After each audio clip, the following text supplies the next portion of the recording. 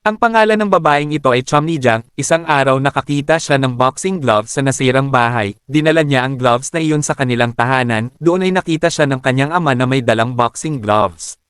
Ang kanyang ama ay hindi natuwa dahil hindi iyon pambabae. Ngunit si Chomni Jiang ay pasaway. Araw-araw ay sinusuot niya ang boxing gloves at nilalaro ito. Ang kanyang ina ay natutuwa sa tuwing nakikitang nakasuot ng gloves ang anak. Lumipas ang panahon at naging teenager na si Chomni Jiang. Isang araw sa paaralan nakipag-away siya sa isang lalaki. Hindi nagtagal ang insidente dahil dumating ang guro at sa wakas ay umalis na ang lalaki. Inaway niya ito dahil sa pagtanggol sa kaibigang laging sinasaktan ng boyfriend. Sa bahay si Chomni Jiang ay nahuli ng kanyang ama na nakipag-away. Dahil kita ang mga pasa sa mukha niya. Ang kanyang ama ay gustong sumugod sa school pero hindi siya pumayag dahil doon ay hindi siya pinalabas ng bahay ng kanyang ama ng ilang araw.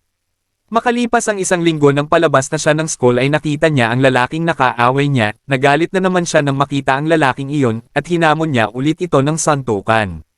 Pagkatapos ay sinuot niya ang kanyang boxing gloves at nagsimulang makipag-away. Tumakbo palayo yung lalaki pero hinabol pa rin siya ni Chomni Jiang. Tumakbo sila ng tumakbo hanggang sa tuluyan na silang makapasok sa isang gym training ground, may nakikita silang mga nagsasanay sa boxing, sumigaw agad ang isang coach para tapusin na ang ingay ni Chomni Jiang. Sabi ng coach na ang boxing gloves ay hindi para sa pakikipaglaban kundi para sa sports. Ang coach na ito ay nagngangalang Coach Sing, na isang dating Asian champion boxer.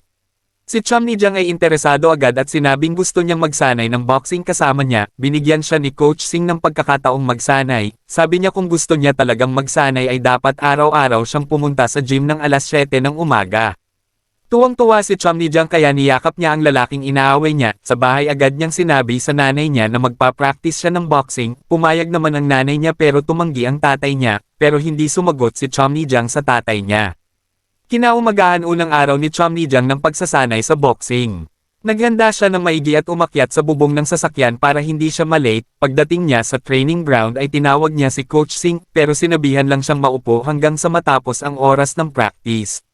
Kinabukasan ay ganoon din. Sinabihan lang siyang umupo ng coach at manood sa ibang mga boksingero na si Nos Anay. Sa loob ng 10 araw na sunod-sunod ay sinabihan na lang siyang umupo ng ganoon, hanggang isang hapon nang matapos ang practice tinawag siya ni coach. Sa wakas ay sinabihan ni Sing si Chomni Jiang na umakyat sa ring, at mula noon ay nagsimula siyang magsanay kasama ang iba.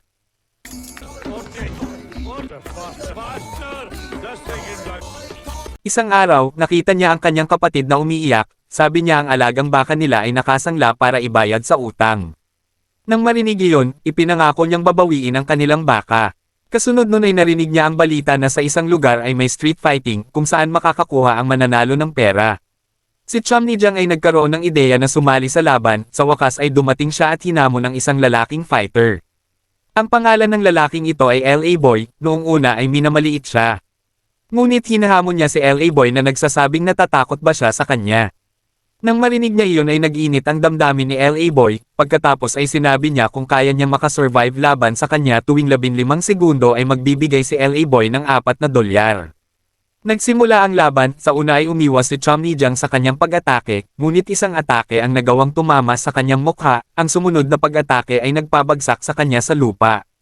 Nagsimulang magmayabang si LA Boy ngunit mula sa likod ay bumangon si Chomni Jiang at nag-umpisa muli ang laban. Umiwas si Chomni Jiang at agad na sinuntok si LA Boy sa tiyan at mukha, mahina ang mga atake nito at walang epekto sa kanya, umatake ulit siya pero napigilan ito ng isang suntok. Sinuntok siya ni LA Boy sa mukha hanggang sa tuluyang matalo.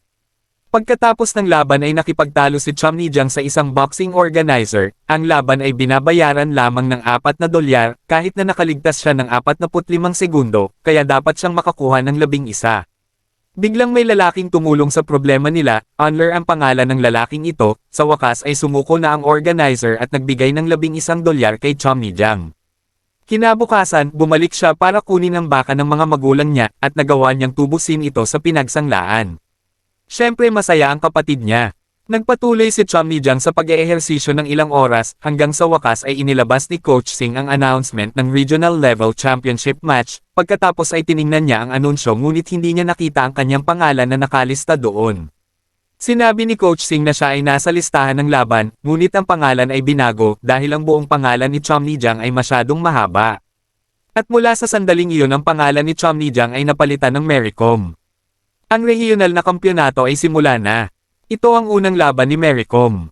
At dapat niyang gawin ang kanyang makakaya.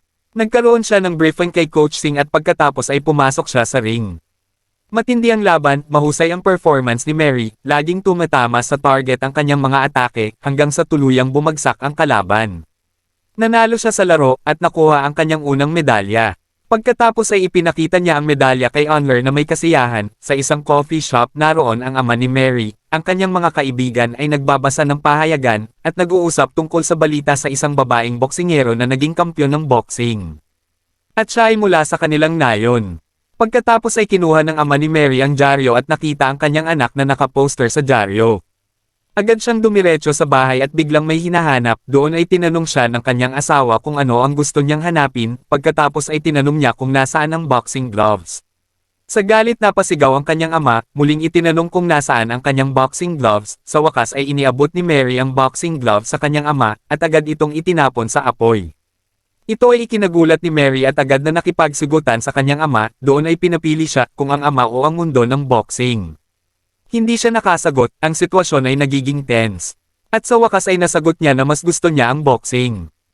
Pagkatapos ay ipinagpatuloy niya ang kanyang propesyon bilang isang boxingira, at sa paglipas ng panahon ay nakakuha siya ng sunod-sunod na tagumpay. Hanggang sa wakas ay umabot siya sa World Championship match sa Turkey. Ang mga taga-nayon ay dumagsa sa maliit na TV upang panoorin si Mary na naglalaro. Ngunit ang kanyang ama ay hindi pa rin matanggap si Mary bilang isang boxingira. Nakaupo lang siya ng maayos sa bahay at hindi nakikisali sa panonood, samantala sinimulan na ni Mary ang laban niya, pero hindi maganda ang performance niya, ilang beses na siyang tinamaan ng nakakadurog na suntok. At lamang nasa puntos ang kalaban niya. Biglang mula sa malayo ay natano ng tatay niya ang TV at palihim siyang naantig.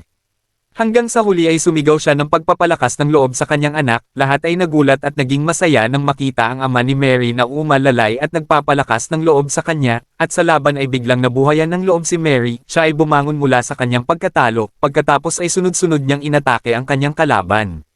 Hanggang sa siya ay tuluyang nanalo sa laban at naging world champion, nang makita ang tagumpay ng kanyang anak sa TV, napaluha siya, ngayon ay nakilala na si Mary at pinagpala ang kanyang karera bilang isang boxingira.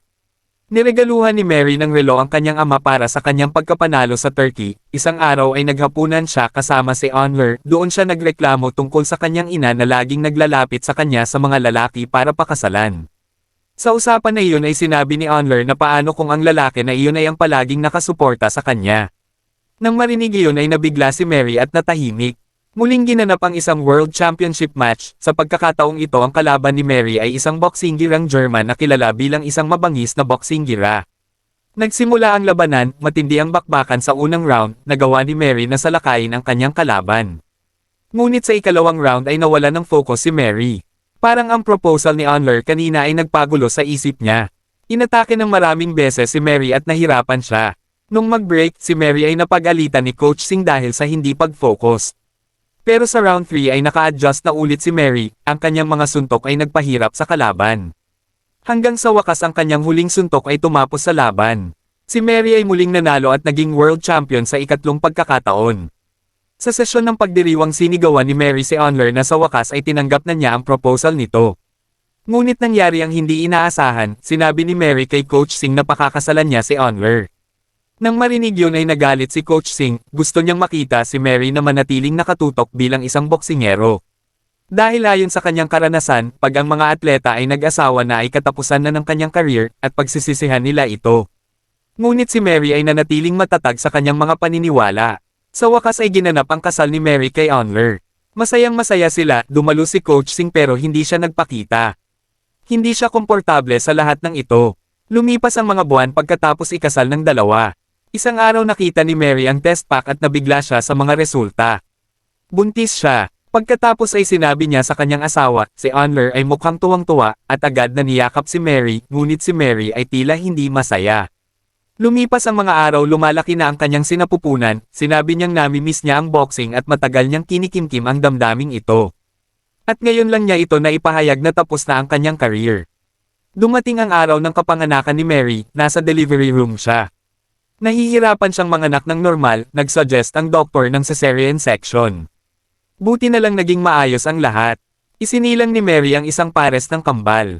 Pinangalanan silang Rengpo at Nainay. Mula noon nagsimula ang buhay ni Mary bilang isang ina, ginawa niya ang kanyang tungkulin bilang isang mabuting ina, pero dahil sa sitwasyong pang-ekonomiya, kailangan niyang magtrabaho ng husto. Hanggang isang gabi ay kausap ni Mary si Honor, sinabi niya na ang lahat ay nagsimula ng kalimutan si Mary Com. Noon lamang pinayuhan siya ng kanyang asawa na magsimulang muli sa boxing. Ngunit si Mary ay nag-aalinlangan at walang tiwala sa sarili dahil siya ay nanganak at ang kanyang katawan ay hindi na tulad ng dati. Pero pinalakas siya ng kanyang asawa. Hanggang sa wakas ay nasa sabik na ulit si Mary na magsimulang muli sa boxing.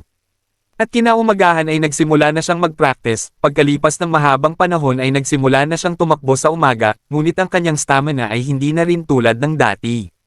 Iminungkahi ni Honor na mag-ehersisyo sa gym, nag-aalangan siya dahil kailangan niyang makipagkita kay Coach Singh, ngunit kinabukasan ay pumunta siya doon. Sinubukan niyang kausapin si Coach Singh pero hindi siya pinapansin, sa wakas nag-practice siya mag-isa kasama ang mga kaibigan niya. Isang araw pumunta siya sa bahay ni Coach Singh. Doon niya sinabi na seryoso siyang bumalik sa mundo ng boxing. Pero hindi niya kaya kung wala si Coach Singh. Nakikiusap siya kay Coach Singh na sanayin siya ulit dahil siya lang ang makakapagbalik kay Mary Com sa dati. Sa wakas pumayag si Coach Singh sa kondisyon na kailangang magsanay si Mary ng 2 beses ng mas mahirap kaysa dati, kaya sinimulan niya ang sobrang hirap na pagsasanay para kay Mary, nagsasanay siya sa kalikasan at gumawa ng mga dagdag na mabibigat na ehersisyo araw-araw upang maibalik ang tibay at lakas tulad ng dati. Isang araw ay oras na para muling bumalik si Mary Com pagkatapos ng mahabang panahon. Nakakuha siya ng isang laban sa China, kinatawan niya ang India sa mga laro ng kampyon para sa gintong medalya, pagkatapos ay nagpaalam si Mary sa kanyang pamilya at mga anak. Sa China nanalo si Mary sa kanyang mga laban. Hanggang sa wakas ay naabot niya ang huling round, ngunit sa kabilang banda, isa sa mga anak ni Mary na nagngangalang Nainay ay may sakit. Nang magsisimula na ang laban ni Mary, biglang tumawag ang kanyang asawa at sinabing si Nainay ay may sakit at ginagamot sa ospital, si Nainay ay may butas sa kanyang puso at siya ay nangangailangan ng agarang operasyon, ang katotohanan ito ay talagang tumama kay Mary na sasabak sa laban. Kitang-kita ang kanyang kalungkutan nang pumasok siya sa ring. Tila hindi niya maitoon ang kanyang mga mata na puno ng luha nang maalala niya ang kanyang anak. At nagsimula ang laban ngunit nawala siya sa focus. Maraming beses na inatake siya ng kanyang kalaban, samantala sa India, si Nainay ay inooperahan ng mga doktor. Sa kabilang banda ay pangit ang laro ni Mary. Paulit-ulit siyang tinamaan ng walang laban, hanggang sa huli sa kasunod na round ay hindi na siya nakaligtas sa isang suntok, nagawa siyang pabagsakin ng kanyang kalaban. Kasabay ng kritikal na operasyon ni Nainay ay tumigil ang kanyang heartbeat, agad na ginawa ng mga doktor ang kanilang makakaya. Sa kabutihang palad, muling tumibok ang puso ni Nainay. At samantala, banilangan ng referee si Mary, dahan-daang nagising si Mary at sinubukang ipunan muli ang kanyang lakas. Nakatayo na ulit siya at nakakalaban pa, ngayon nakakaramdam na siya ng bagong enerhiya, nagsimula na siyang mag-counter-attack sa kanyang kalaban. Napakalakas ng kanyang mga atake. Matalas at tuloy-tuloy na dinaig ang kanyang kalaban. Na nakikita ng mga taga-suporta ni Mary kasama ang kanyang coach na nagpapasaya sa kanya kahit na ito ay sa TV lamang. Hanggang sa tuluyang magbitaw si Mary ng isang suntok na nagpabagsak sa kanyang kalaban at hindi na makabangon muli. Nagsimulang magbilang ang referee ngunit hindi na siya nakabangon. Nagawa ni Mary na duminahin ang kanyang kalaban at nauwi sa panalo ang laban. Lahat ay nagpalakpakan at masayang ipinagdiwang ang panalo. Nakitang umiiyak si Mary sa kanyang tagumpay. Sa victory podium nakita niya ang kanyang coach na tumanggap ng tawag mula kay Honor, sumenyas ang coach na matagumpay ang operasyon ni Nainay, at siya ay nagpapagaling na. Gumaan ang pakiramdam niya. Sa wakas ang bandila ng India ay dahan-daang itinaas at ang pambansang awit ay tinutugtog. Ang lahat ay nagkakaisa at proud na proud kay Mary. At dyan na po nagtatapos ang video mga idol. Maraming salamat sa panunood. Goodbye.